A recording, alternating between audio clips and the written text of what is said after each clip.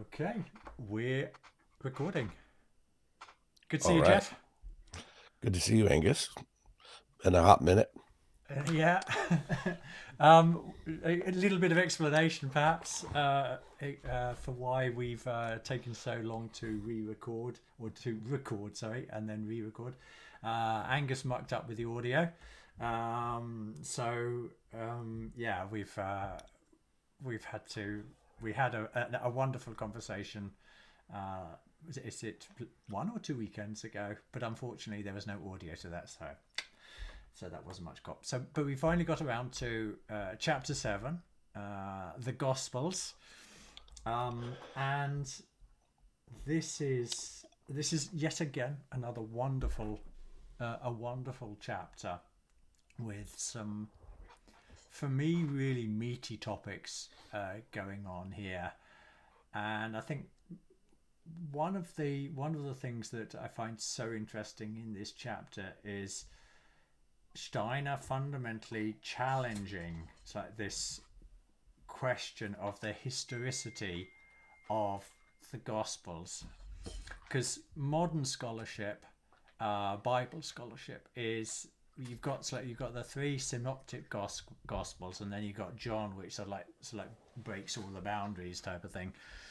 So modern scholasticism, scholar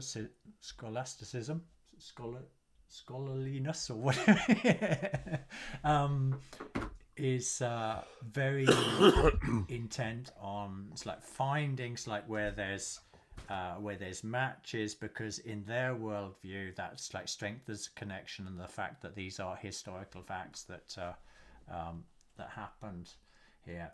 But as Steiner points out, like in the beginning of this chapter, I can't remember the name of the German historian that he refers to, but he basically says something along the lines of like anything that can be determined or said to be of it's like a historical fact. It's like in the Gospels. It once you begin to like do all the comparisons and the analysis, it can be written on a quarter side of an A4 piece of paper, and this is hugely problematic for anybody who but who bases the foundation of their belief system on something that is on such shaky historical grounds.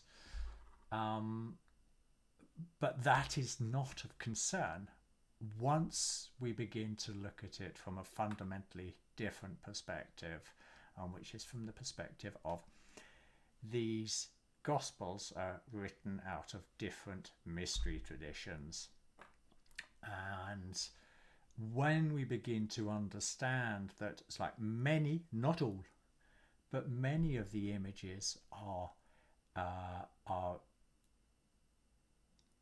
experiences from imaginal or inspirational consciousness, and when we begin to understand that, we can still see the truth value, or the conceptual truth value behind the pictures, and not um, feel that there's an inherent contradiction in the story that's being told there. And we'll look at some concrete examples when we go into our text. You've chosen two and I've chosen two, but I will try to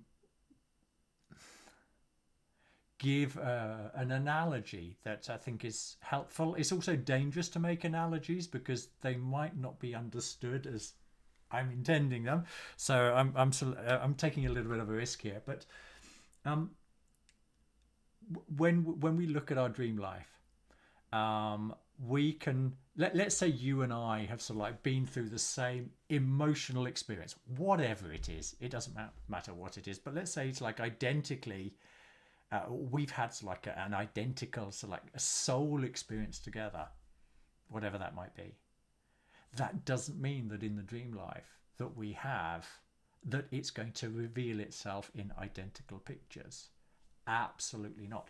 But as Steiner tells us, so that one way of looking at dreams as a way of understanding oneself better is it's actually the drama of the dream that is more important than the actual objects that are there in the dream. So very, very simplistically here, if I have a dream where I'm struggling, and then at the end, sort of like there's a release, there's a sort of like a moving forward, or like an overcoming of a situation, that represents the soul truth for me of a certain experience.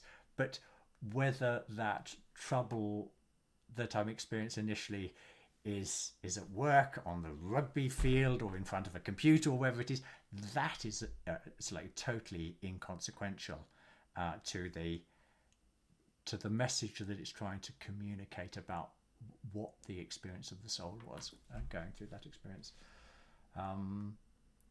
So in that sense, the fact that we have different pictures is absolutely no problem from the perspective that we're coming from, but which is hugely problematic for traditional scholars looking to prove the historical facts based on like sensory experience. Any thoughts, or should we move on to the first? I think first in the spirit of review that the previous session that didn't get your voice recorded, we had this bit of conversation. I think you've done more service to the analogy of the dream, and at the same time, you also mentioned that these gospels were inspired, through different initiatory traditions, and those traditions used different methods to evoke different ontological frameworks that were then explained, and that rather than it being a dream, it's hard to speak without analogy if you're not you're not an initiate, and I'm not.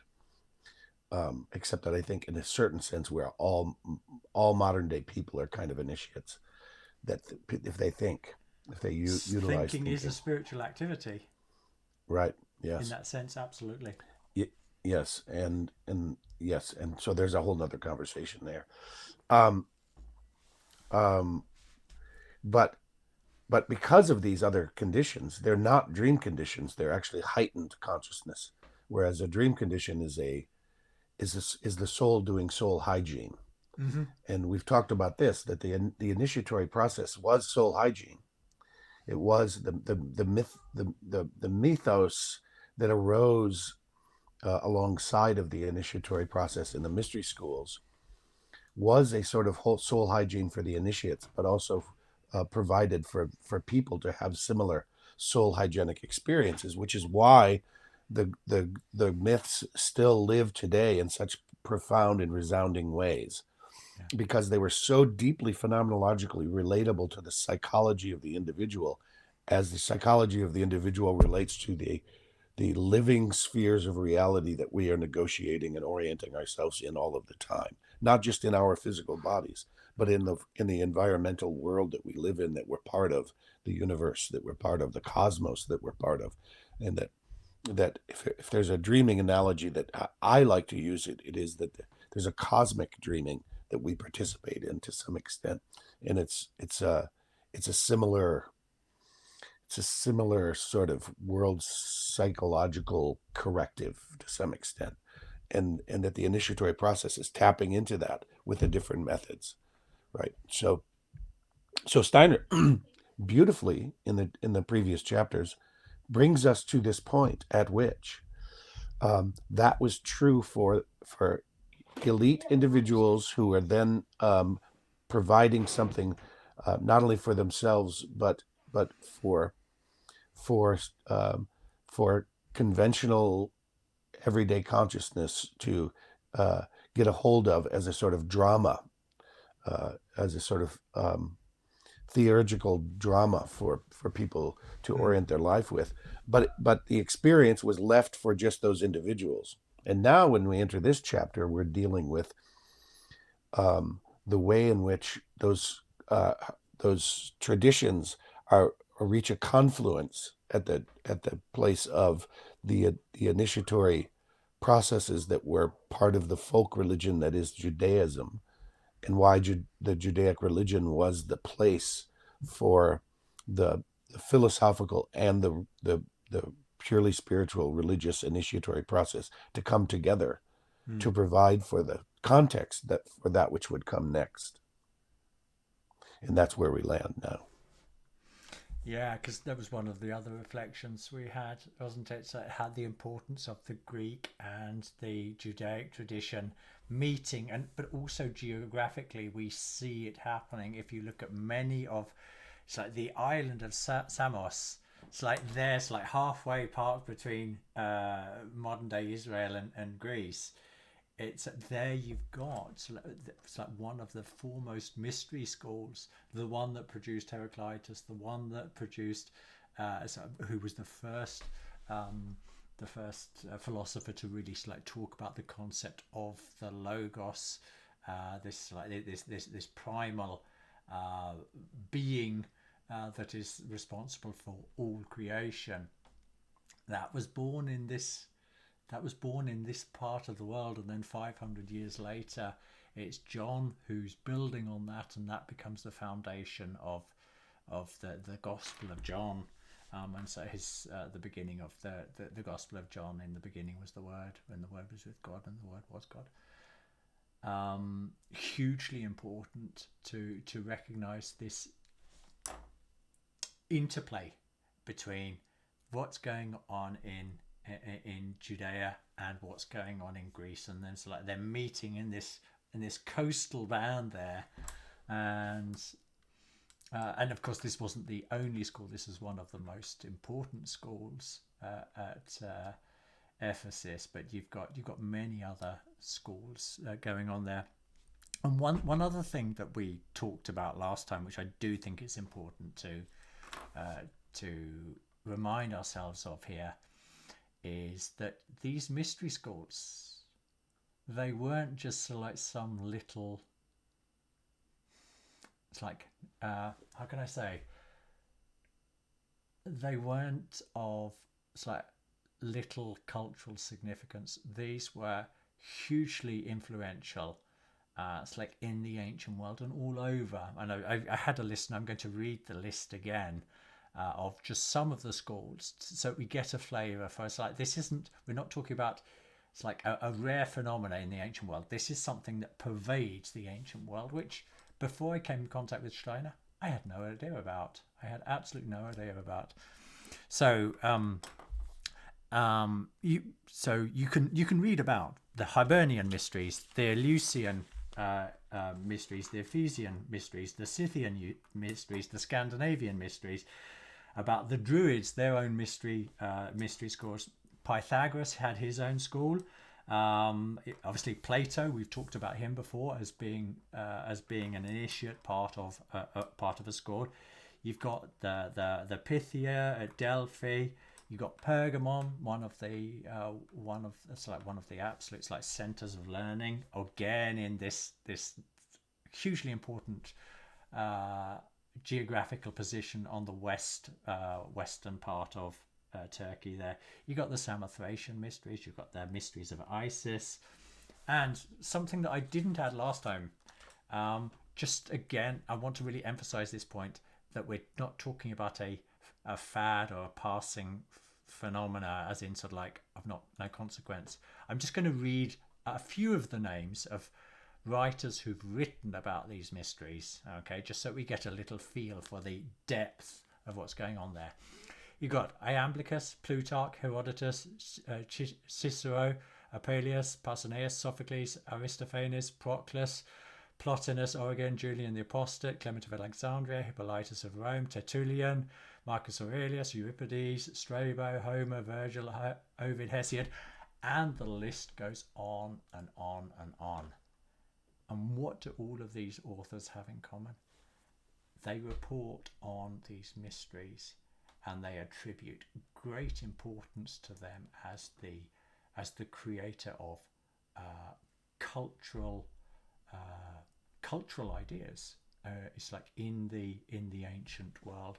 So it's out of this it's like deep, profound seats of learning that the writers of the Gospels are appearing. Yeah. Yeah, that's so important because we're talking about a process of initiation into higher forms of consciousness. We're not talking about academia. Mm. We're not talking about grants and careers and um, ideologies that places where ideologies are used to manipulate population. They're inspiring cultural advances, right? And so, I guess what we would like to ask is, where is that mystery school now, right? Where are the mystery schools now, and how can they be active in meeting the meta crisis of our time? Yeah. And I'm hopeful, based on that list, right? Based on the ubiquitous nature of something that is essentially occluded from Western history, Mm. right? Right, and there's a reason why it's occluded to some extent, because Sure.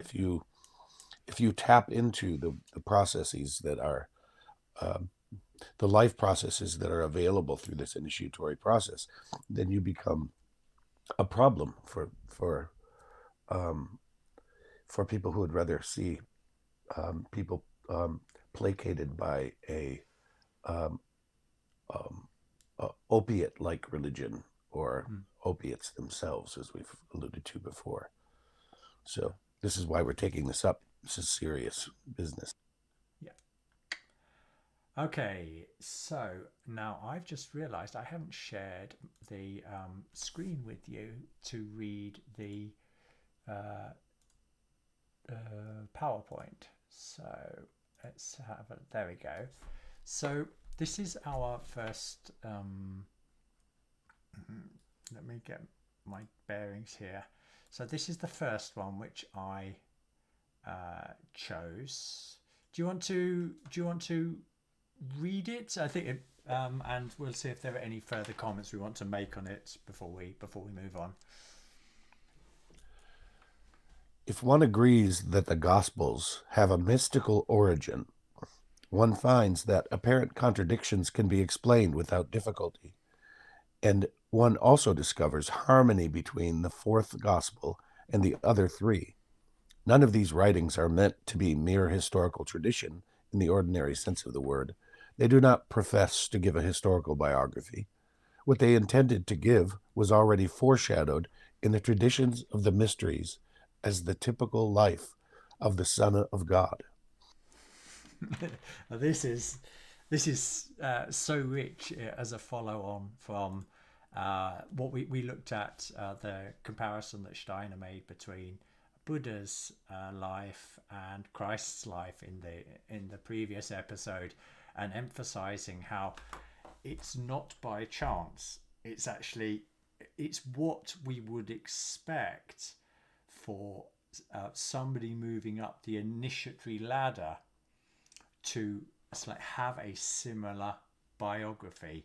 It's and we made, or I made this again, a faltering analogy between, it's like, if I have a certain job here on planet Earth as like, I don't know, a line worker at Ford, or whatever job it is, like somebody who works in a kitchen, there are certain parts I can make a prediction about. It's like these different types of workers, about like what their days are going to look like, what their jobs are going to involve, and this type of thing. And Steiner works out this.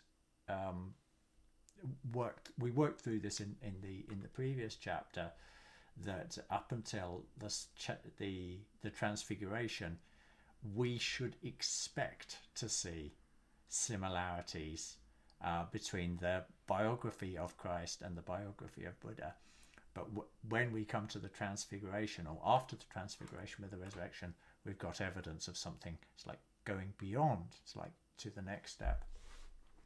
So when we're looking at the biographies of of initiates, of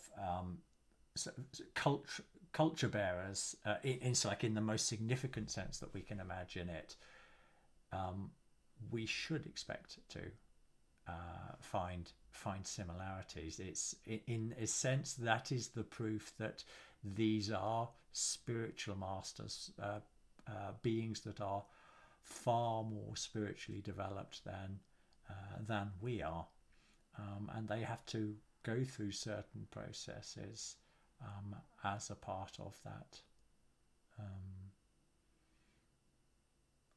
as a part of bringing that impulse down to earth. I think the ancients, they have it's like the Eastern thinking has some really interesting concepts to grapple with there. It's like they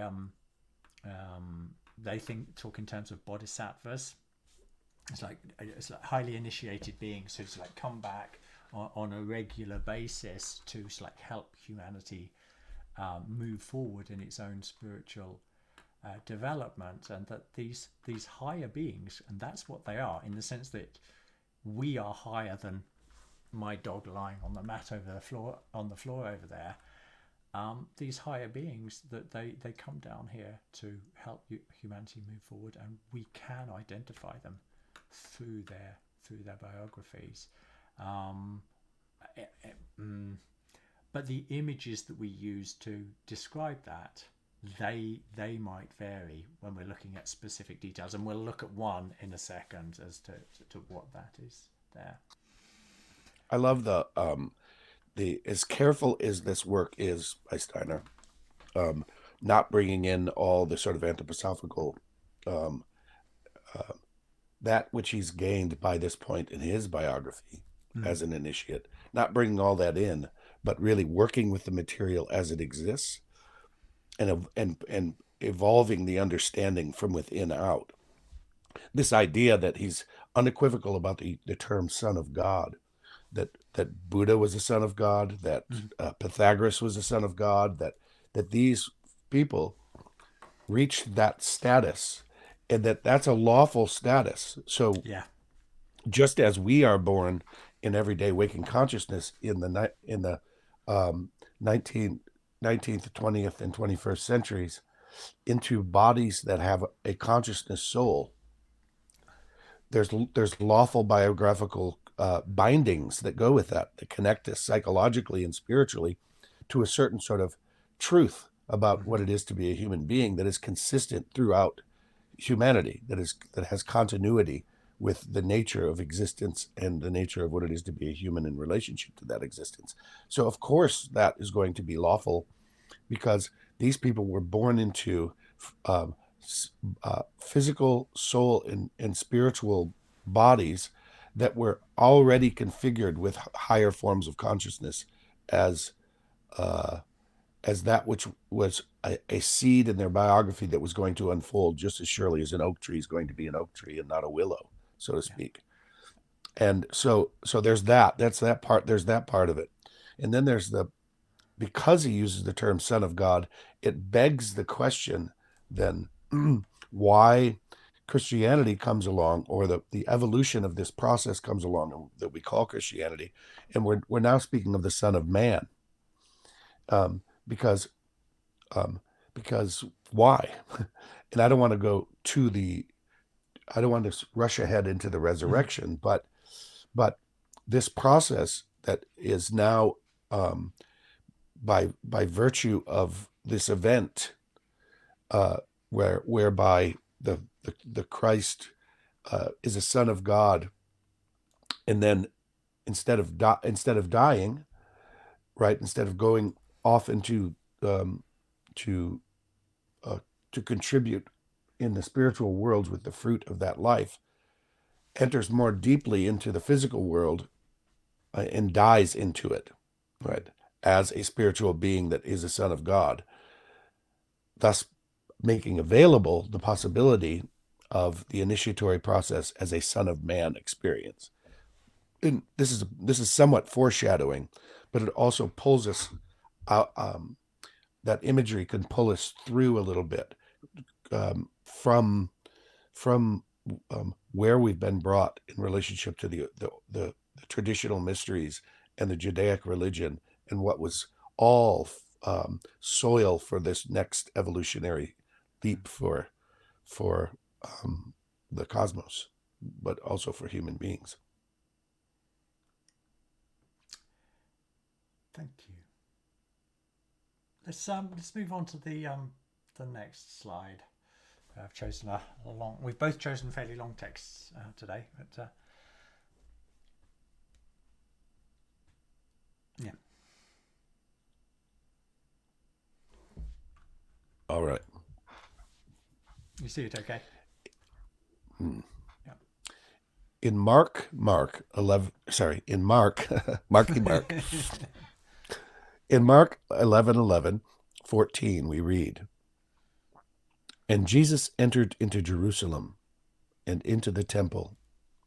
And when he had looked around upon all things, and now the eventide was come, he went unto Bethany with the 12. On the morrow, when they were come from Bethany, he was hungry, and seeing a fig tree afar off, having leaves, he came, if haply he might find anything thereon. And when he came to it, he found nothing but leaves, for the time of the figs was not yet. And Jesus answered and said unto it, No man eat fruit of thee hereafter forever." In the corresponding passage in Luke's Gospel, he relates a parable, Luke 13:6 and 7. "He spake also this parable. A certain man had a fig tree planted in his vineyard, and he came and sought fruit thereon, and found none. Then said unto the dresser of his vineyard, Behold, these 3 years I come seeking fruit on this fig tree, and find none. Cut it down. Why cumbereth it the ground?" This parable symbolizes the worthlessness of old teaching, represented by the barren fig tree.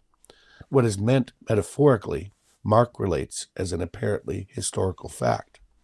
Therefore, we may assume that, in general, facts related in the Gospels are not to be taken as only historical, or as if they were to hold good only in the world of the senses, but as mystical facts, as experiences recognizable only by spiritual vision and which stem from various mystical traditions.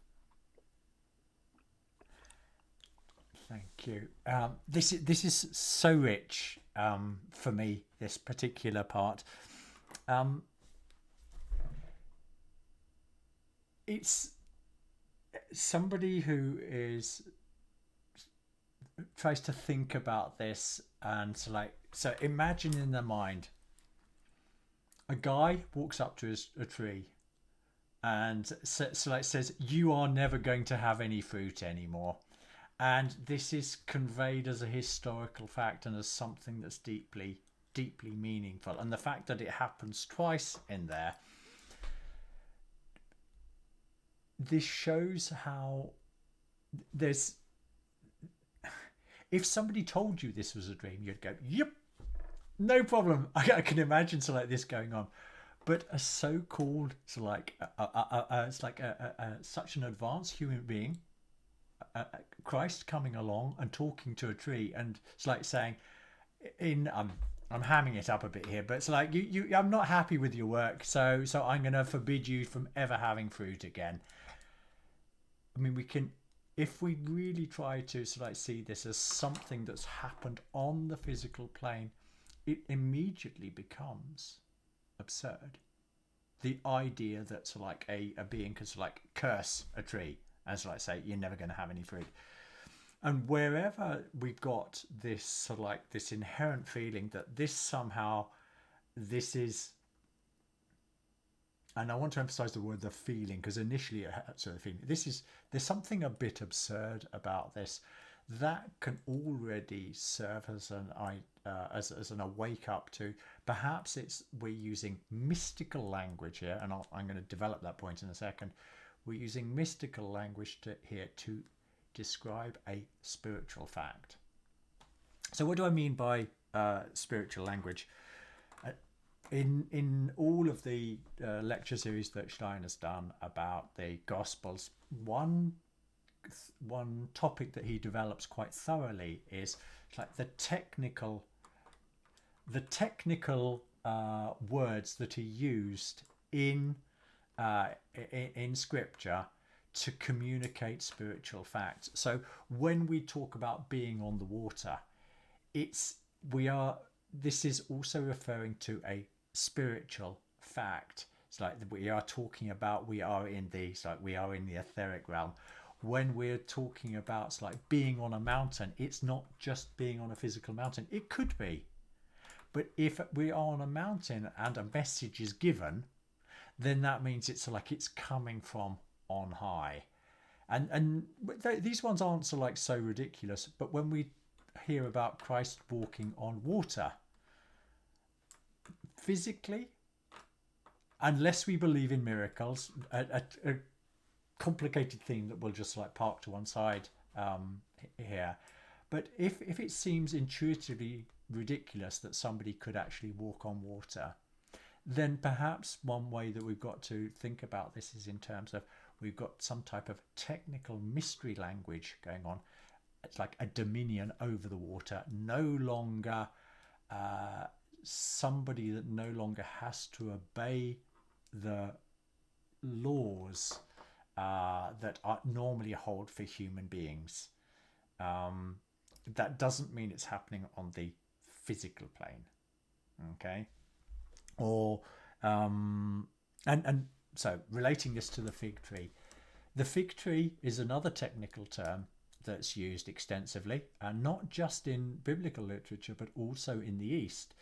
Buddha had his revelation under the Bodhi tree, which is the same as the fig tree, and in many of these ancient mystery schools, the fig tree was seen as representative of clairvoyant consciousness, that old form of knowing, of like communion with the higher worlds. So when Steiner tells us here, this parable symbolizes the worthlessness of the old teaching, we're talking about the spiritual event that Christ is telling us about. It's like this old way of understanding the world out of an instinctive, egoless consciousness.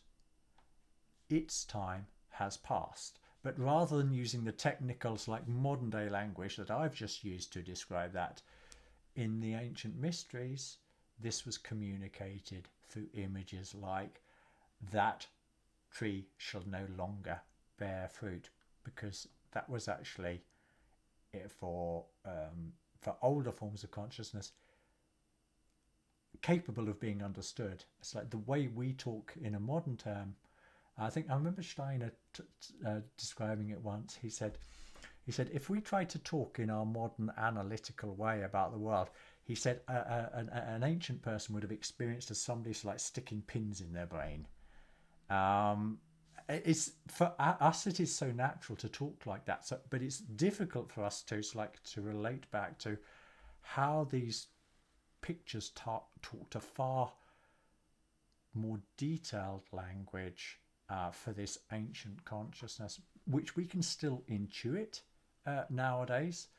But we have to, when we want to develop our understanding of it, we have to bring in modern, analytical way of pulling it apart and relating it to spiritual facts.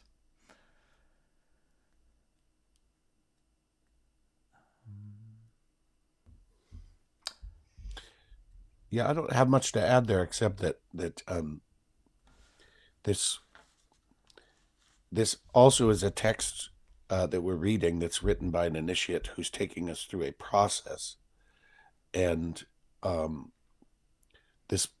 this process in and of itself is an elevation of the normal senses. So in the last part of this, he says.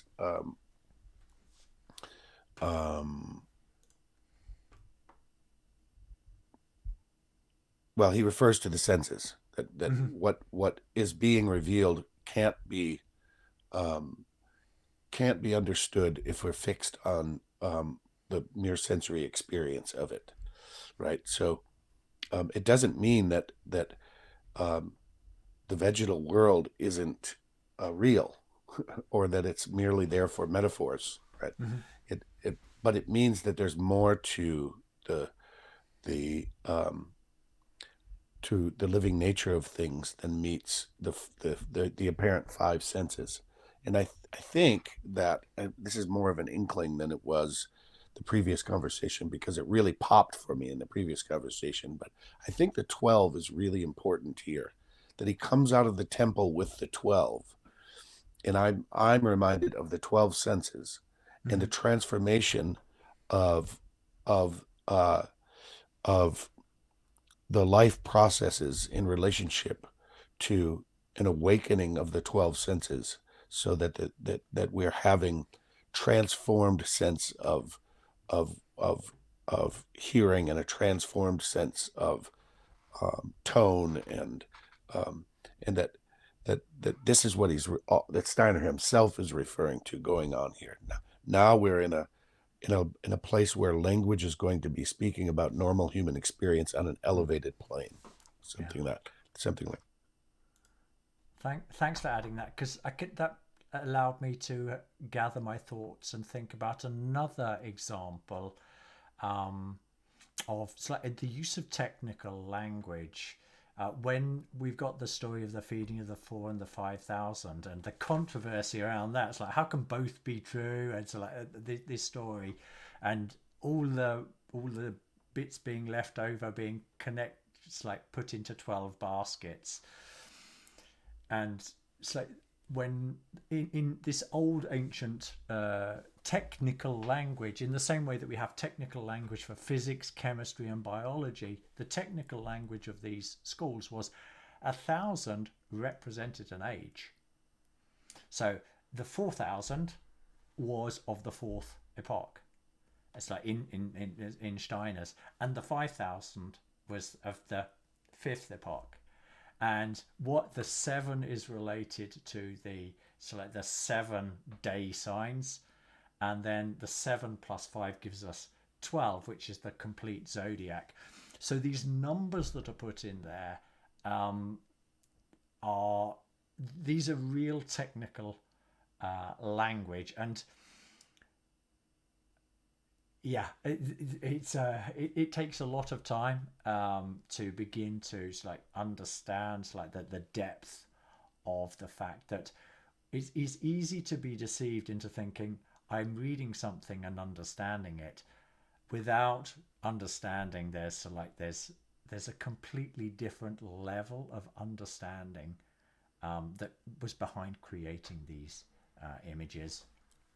Um, I know. I think I know I've mentioned it before, but anybody who's like looked at Dante's Divine Comedy, he in his work Convivio, I think it is, he elaborates this idea of 4 levels of interpretation, um, and so the practice of hermeneutics. How do we when we're interpreting a story, be it Dante's or like other religious texts, we can understand it at a purely literal level. We can understand it at an allegorical level. We can understand it at a moral level.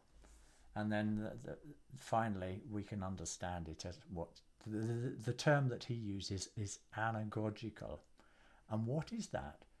That is pretty much the same as Steiner saying it's telling us spiritual facts. This is trying to communicate a, a truth about a world of which we are part of, but about which we are presently completely unconscious. That doesn't mean there aren't facts going on in this world. And this is the whole process of spiritual science. It's like waking up to this world beyond the senses. There are events happening there the whole time which impact our lives. If I'm an initiate, they impact me consciously. I realize this is going on. So Steiner talks about the fall of the spirits of darkness in 1879, just to mention one example. Now, that event happened on the spiritual plane, according to Steiner. How many people actually alive in 1879 actually knew that it happened? That's a completely different story. It doesn't stop it from happening. Just like sticking with the Christ story, Christ's like this huge event from 2,000 years ago. Nobody in Rome knew much about it. All the important thinkers, they completely missed it. It wasn't until several hundred years later that people began to appreciate that something of immense importance had happened in Palestine at that time. So these facts are going on. Whether we know about them or not, that is a completely different question. This is clearly a mystery to both of us, but clearly to me. But this is really starting to strike a chord in relationship to interdisciplinary astronomy. As we've read this work, it's full of pretty complicated and complex mathematics and for rather sophisticated terms, even in today's language. And but what you come to realize toward the end of that, or at least I have, is that Steiner developed the conclusions that mathematics could take you to if you followed all of the endeavors into understanding the universe through mathematical formula. But he didn't do it mathematically.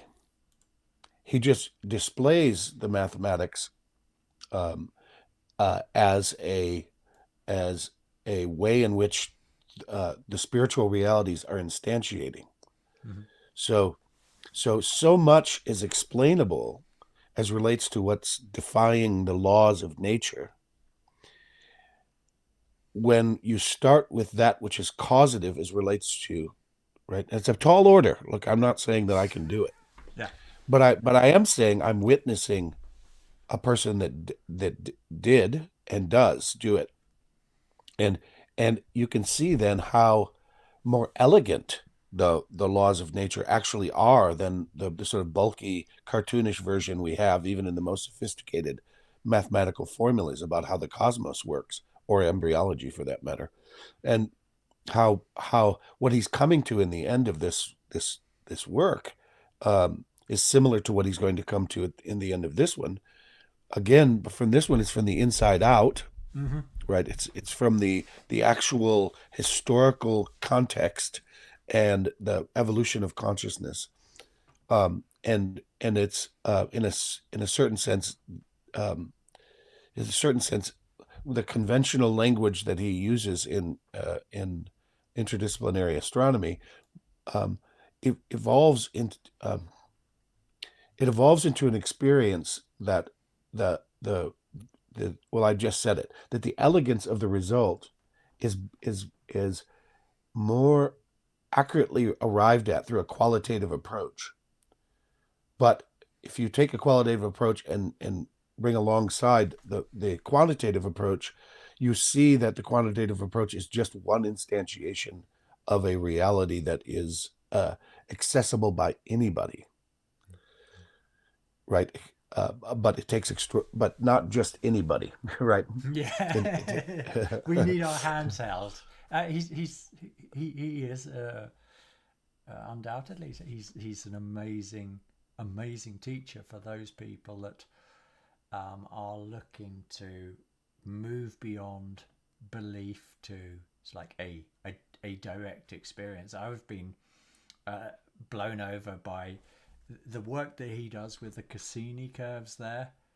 I won't go into the details there, so people can look at Matt's channel, Phänomen, where we're doing this astronomy work. But it's the power that he uses using analytical mathematics to sort of say, basically, it's in using this, he's saying that just because two things are separate to the senses doesn't mean they are separate. And he doesn't do that by, he says, like, look at this mathematical phenomena of the Cassini curves and you will see it and you can prove it to yourself. And it's going far too far to develop that here, but he is an absolute genius and master at introducing us into fields of knowledge that we know very little about. I knew next to nothing about Cassini curves before we started that course, but when you go in as deeply, when he goes in as deeply as he does, the work that you're doing through trying to understand this raises your own level of understanding. And because you're beginning to sort of say, well, yeah, if this is true, and I know it's true because I've worked through it analytically, I've followed every step, so I know it's not an illusion. This is pure mathematics going on there, but something really strange has just happened there. And does that strange thing happen in real life as well? And you feel this deeply solid foundation being created within yourself that, no, really, mathematics proves it, that separate phenomena are, it's like expressions of the same unified phenomena, could be one way of saying it, I suppose. Yeah, wow. Yeah. So I'll just one final thought on that, and that is that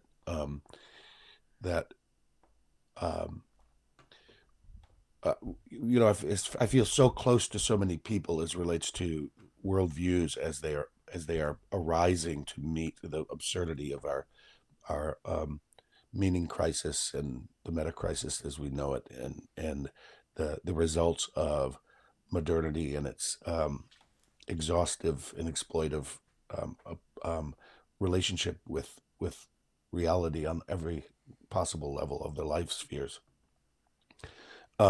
Yet at this point, I'm getting a glimpse into why homeopathics work, why biodynamic agriculture works in relationship to the qualities of the cosmos and the potency of the energies associated in an intersubjective way throughout all of you don't have to go to mindedness, you don't have to develop these theoretical concepts in order to just realize that the space between myself and Saturn is pregnant with relation, right? It's not, Saturn is not just an inconceivable distance from me. It is also equally present, energetically speaking, and I use that term with a bit of tongue in cheek, but as we've said, in our experience of this work as a whole, that you come closer and closer to an intimacy with being at the ground of existence, not things and not objects in space. So this is all part of the mystery, and I think it's appropriate to this conversation as we go forward. Yeah. Okay, I'll move on and choose the first and read the first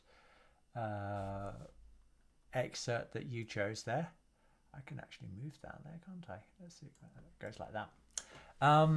So, the miracles also do not present the least difficulty when interpreted mystically. They are supposed to break through the laws of nature. They do this only when they are considered as occurrences which are supposed to have taken place in the physical, transitory sphere in such a way that ordinary sense perception could have seen through them without difficulty. But if they are experiences which can be seen through only at a higher level, the spiritual level of existence, then it is a matter of course that they cannot be grasped by the laws of physical nature.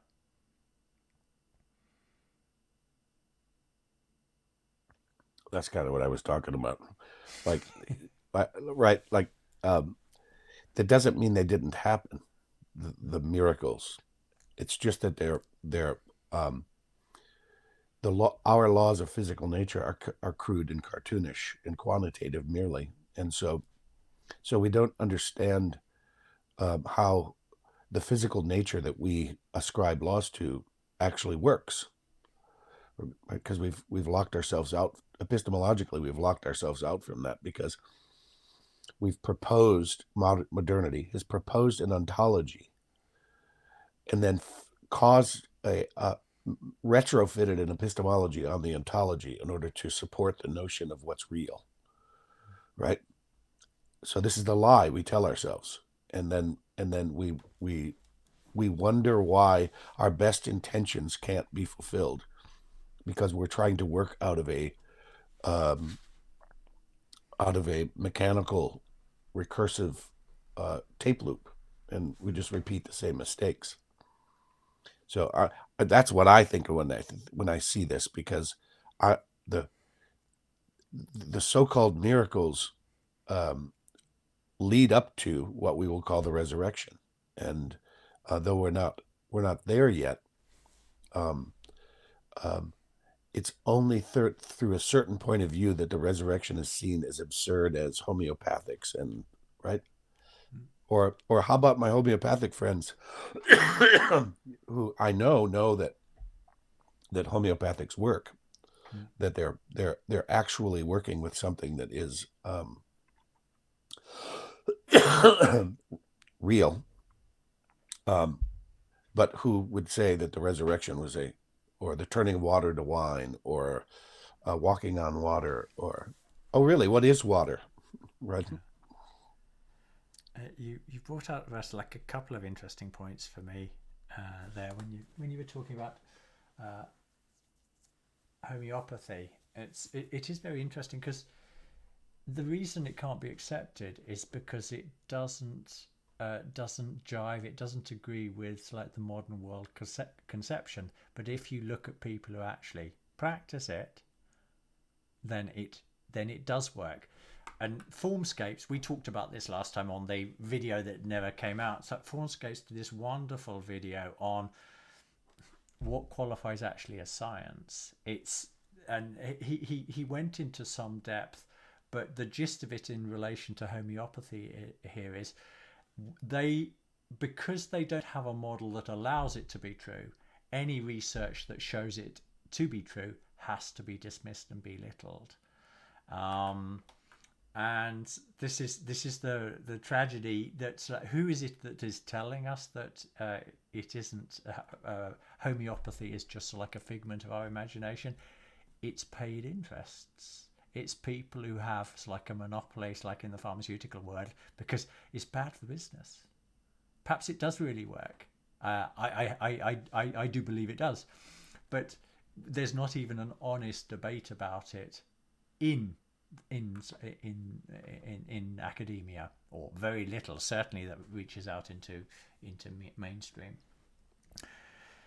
The other interesting thing that you said was that it got me thinking about like all the healings that go on in the Gospels, especially in the Synoptic Gospels, and they are also a very interesting phenomena, because one of the things that Steiner also tells us about, like these ancient times, like 2,000 years ago, is that the soul had a far stronger effect on the health of the body. So nowadays the idea that people are like familiar with like healthy. It's like, if I have healthy thoughts, then then this is like part of having a healthy body. But Steiner emphasizes that this was far more true back then. That's like, if you could change the like state of somebody's soul, that automatically meant a healing of the body. So we don't have that. It's like that clear, well-defined understanding, that ontological understanding of reality. Because nowadays it is a lot less true. I can't just think myself healthy. It can help, but or I can't as readily do it as was able to be done 2,000 years ago. So when in ancient times you got the laying on of hands, and all the healings that go on there, these are impulses that are being taken into the souls of these people that are being healed, and it is a completely different relationship to these impulses. We have become a lot more, in a sense, like hardened in our bodies and less receptive to these direct soul forces, and this is part of a necessary evolution. It's like part of this developing an inner freedom, so that we're not automatically susceptible to whatever it's like soul forces is like being exercised on us. And why did I mention this? Because it is complicated, this idea. We've got a mixture of what's historical facts here, what are mystical facts, but also the changing relationship of our nature, of our body soul nature that are going on here. It's like in all of these dynamics.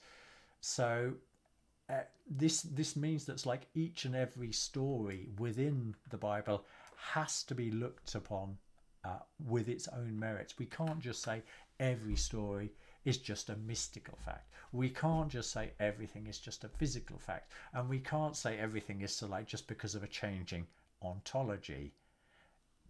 This is where it's like true discernment is needed, and this means that quick and easy answers are not available. It's serious study. It's meditation, concentration on these facts that over time creates a certain level of clarity and something that can be deepened way beyond it's like where we are now. So people can that thought to me. People should listen to your work on the placebo nocebo effect as relates to this, because that's one area where we tend to give a simple, stupid answer as to why it works. It works, it's usually something. It's usually a sort of human self-loathing that is described when that happens. A sort of atheist version of the biblical stain, so to speak, and yet it's explainable from an epistemological standpoint, and I like what you said about the complexity of the evolution of the psychospiritual organization as relates to the physical body, and how the physical body is in some ways less permeable by these organizing principles, that yet it's what's called for. Yes. And it becomes more arduous, and we can make ourselves sick, certainly through incoherent and chaotic social and psychological cohesions. Like that seems very clear, and but we don't accept that as part of a continuum, generally speaking, with what health might be, because we don't really have a conception of health. We just have a conception of illness, lots of them. And Steiner, going way beyond to like Gospels here, but he says very clearly in his lectures in, I think was it 1917, he talks about a coming medical papacy, and this is what we've witnessed. It's been there in the background for a long time, but then 3 years ago, bam! It's like it exploded into everybody's field of view, in the most amazing way. Good point. Okay, let's look at the final slide. You've given me a book to read on this one, haven't you? Okay. I don't know if there's something funny with the screen there. Okay, I'll read it on the other screen here. So, this is right at the end of the chapter, an interesting interesting story that Steiner relates. A fully developed mysticism existed side by side with the priestly wisdom connected with the outer formula of the Pharisees. This secret mystery wisdom is described in the same way among the Jews as it is elsewhere. One day, when an initiate was speaking of it, his hearers sensed the secret meaning of his words and said, "Old man, what hast thou done? Oh, that thou hadst kept silence! Thou thinkest to navigate the boundless ocean without sail or mast. This what thou art attempting. Wilt thou fly upwards? Thou canst not. Wilt thou descend into the depths? An infinite abyss is yawning before thee." The Kabbalists, from whom the above is taken, also speak of 4 rabbis. These 4 rabbis sought the secret path to the divine. The first died, the second lost his reason, the third caused tremendous desolation, and only the 4th, Rabbi Akiba, entered and returned in peace. Thus we see also that in Judaism there was a soil in which an initiate of a unique kind could develop. He needed only to say to himself, "I will not let salvation be limited to a few chosen people. I will let all people participate in this salvation." He had to carry out into the world at large what the elect had experienced in the temples of the mysteries. He had to be willing to take it upon himself, through his personality, in spirit, to be to his community what the cult of the mysteries hitherto had been to those who took part in it. Indeed, he could not at once give the experiences of the mysteries to the whole community, neither would he have wished to do so. But he wished to give all the certainty of what in the mysteries was perceived to be truth. He wished to cause the life which flowed in the mysteries to flow through the further historical evolution of humanity.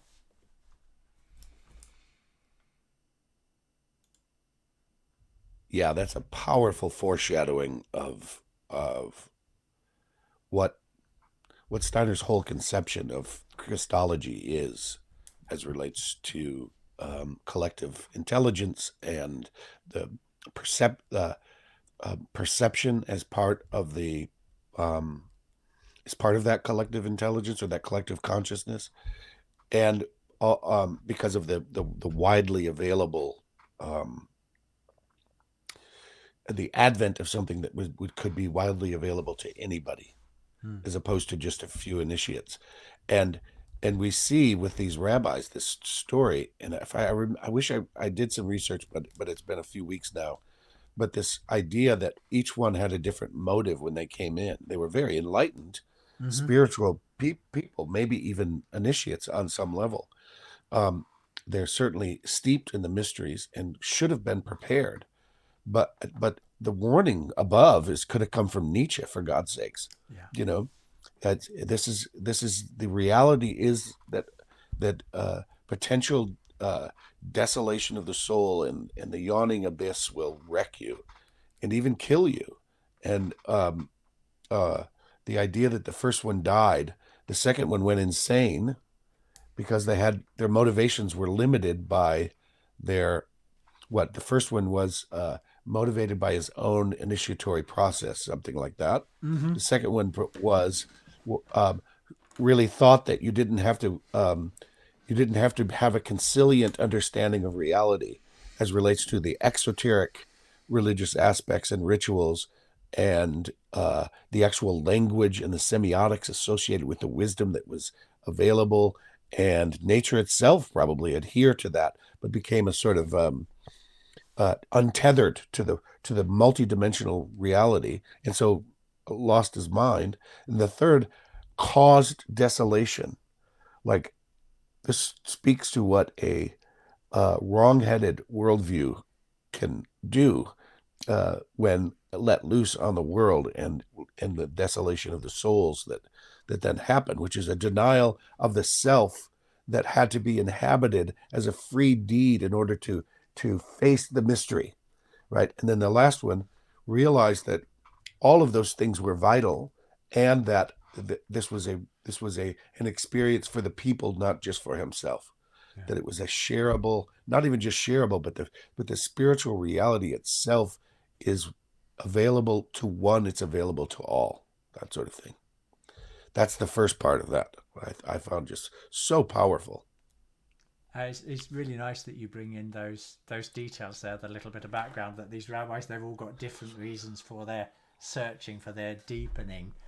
Um, and I think particularly this loss of reason, the possibility of the looser reasoning, that's like the coming untethered from life, the feeling that I've heard it described as like walking on a razor's edge. So like you don't know where you are.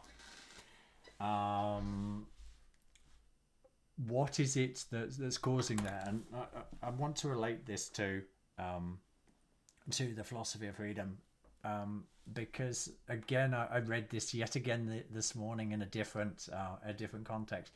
Steiner talks about, more or less, I'm simplifying here a lot, it's like there are two paths into a deeper understanding of reality. And you've got it's like one path is mapped out in knowledge of higher worlds, esoteric science, and theosophy, which is a focus on meditation and these type of aspects, and they work.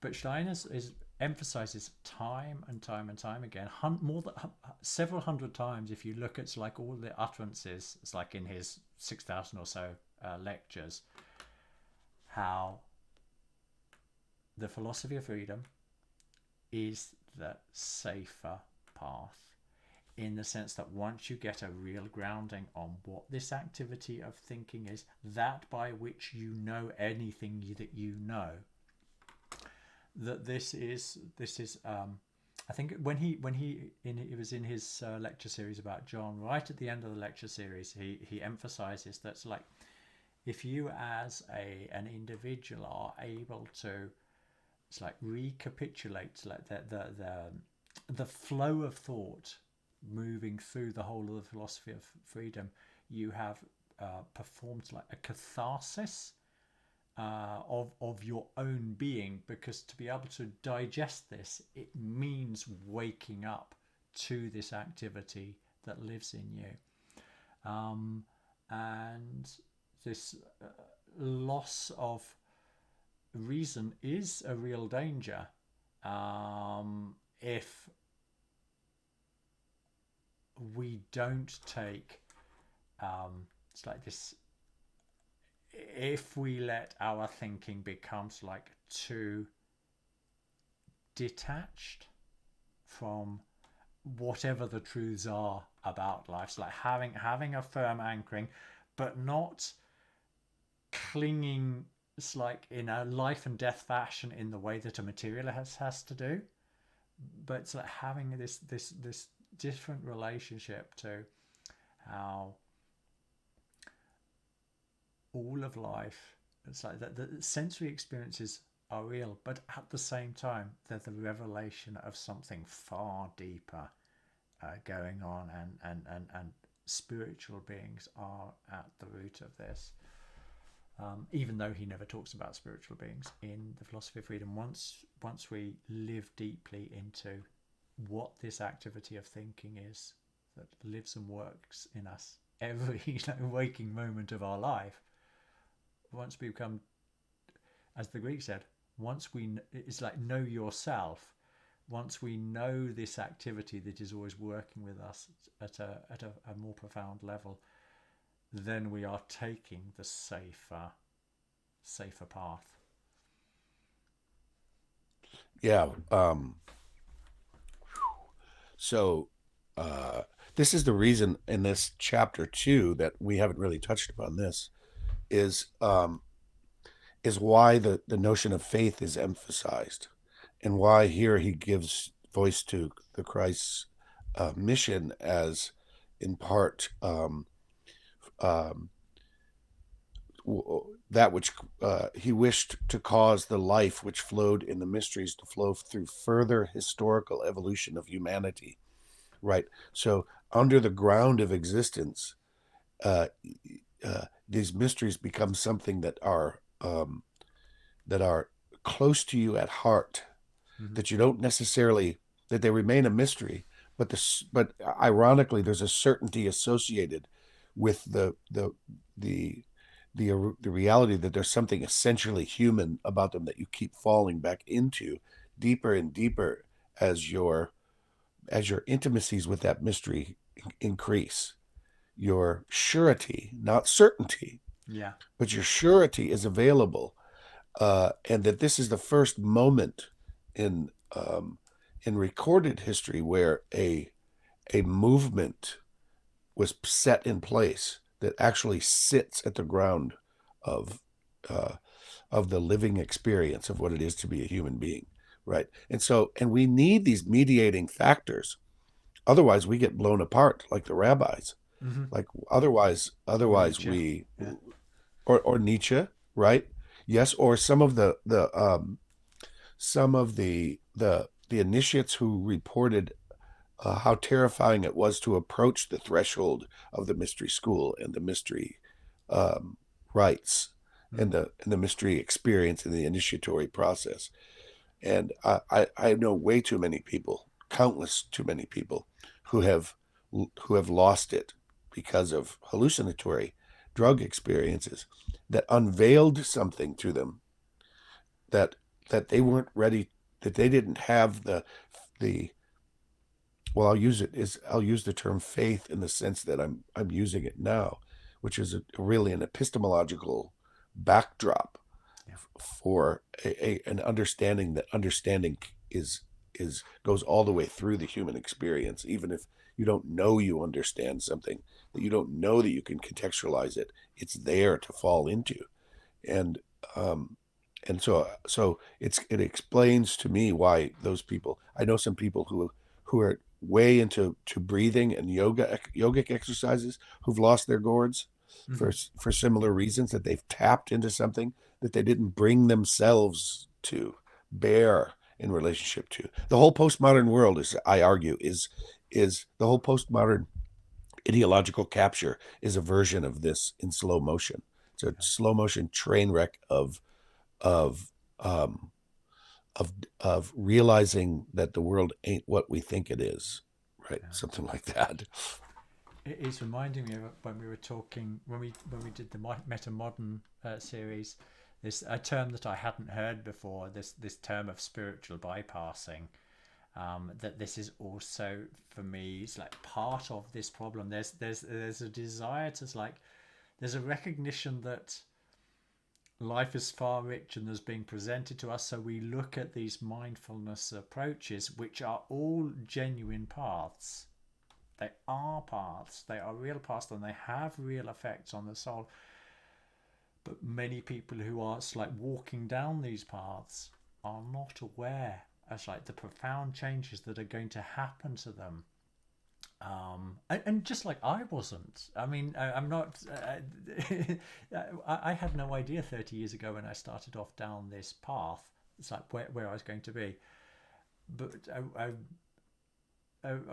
this this spiritual bypassing that they refer to is symptomatic of like a lack at like at a cultural level of these deep meaningful real processes that happen once we start to turn the attention inwards, and that there are dangers there, and these rabbis are testimony to it. I think that's what you're saying, isn't it?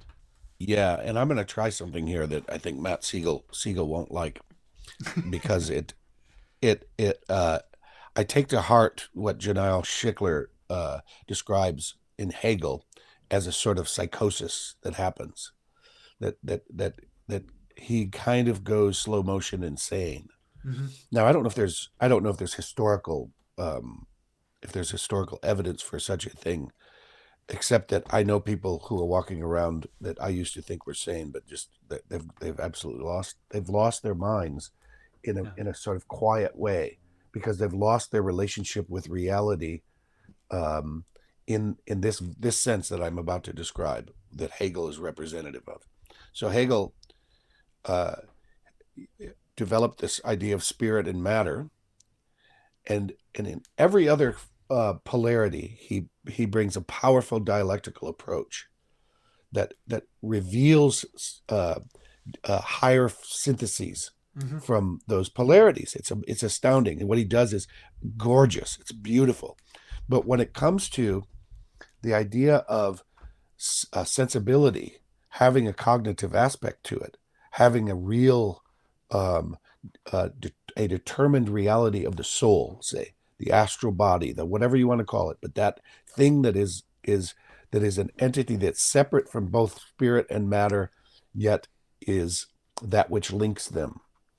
And in doing the dialectic with the sensibility, with sensibility as a as a living soul process with real soul substance, you realize that you're not doing an intellectual dialectic with spirit and matter. You're actually recognizing where this self exists in spirit and where it exists in the physiology of your body, where it's embodied, and um, all the while determining a self within the tension that exists between them, unifying the human soul as a as a participatory experience that is sanity itself, I would suggest.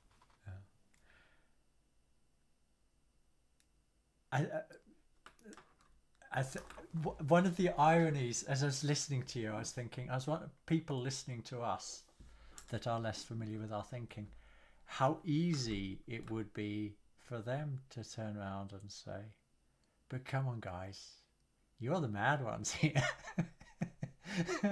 And it really like gets to the heart of the problem. I mean, how do we even begin to start talking seriously about what madness is? Um, this is not an easy conversation to have, but I do think one of the things that is symptomatic of a healthy soul life is that somebody is able to have a functional relationship, a healthy functional relationship with life itself. They generally experience life as a hugely positive thing, as a real gift. So anybody, so hugely simplistically here, if those few sentences are, it's like describe, it's like where you are uh, with your life, then that to me strikes me as somebody who's like got that healthy grasp. But if our thinking or our emotional life feels like it is in turmoil, it's like in an unmanageable way, in an uncomfortable way, that is a sign that there's some type of sickness there. There's a need to like to somehow adjust. That's like certain things that you that are held as a truth need to be reconsidered. Because I do believe it's like in this old notion of philosophy, which is that like it's how do I live a good life? And if I'm getting closer to the truth, it's like through my thinking, then that is, if you like, the receipt that I'm on the right path, that shit, life feels good. I find meaning in life. I find meaning in my relationships. I've this positive, and curiously, I also find meaning in that which is evil. That how this is a necessary part. I don't, I don't celebrate it, but I also don't need to dismiss it as something as so like completely unnecessary and inimical to the evolution process. But I mean that was a very That's somewhat a simplistic answer to it's like a hugely complicated question. I don't think it's an accident that we're talking about health in relationship to the Christian impulse. like Mm. the Christ living impulse in the world, say something like that. I don't think, I mean, I think that's what we're talking about. I think we're talking about reconciling. Reminds me of this. It's a little bit trite, but I'll bring it anyway because I like to do that occasionally. It reminds me of this movie Reckless with Daryl Hannah and Aidan Quinn. Aidan Quinn's this really sort of Springsteen, like Jimmy Dean, like James Dean, kind of angst-ridden kid who was a high school star and super popular and all that kind of Mm. stuff. And somebody says to him, "What happened to you? You used to be so normal." He said, "I got healthy." I, I got over it and I got healthy, right? And it also reminds me of Kulevin's notion of from normal to healthy.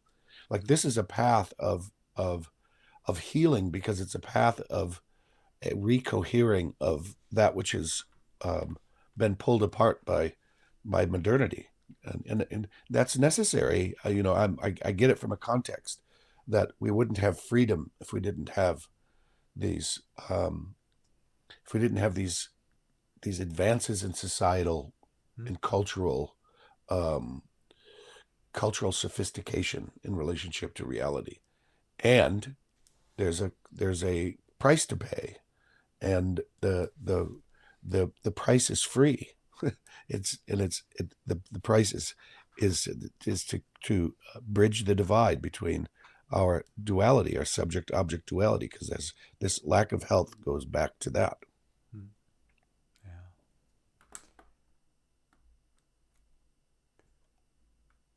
And on that note, I shall do the honours. Press the button.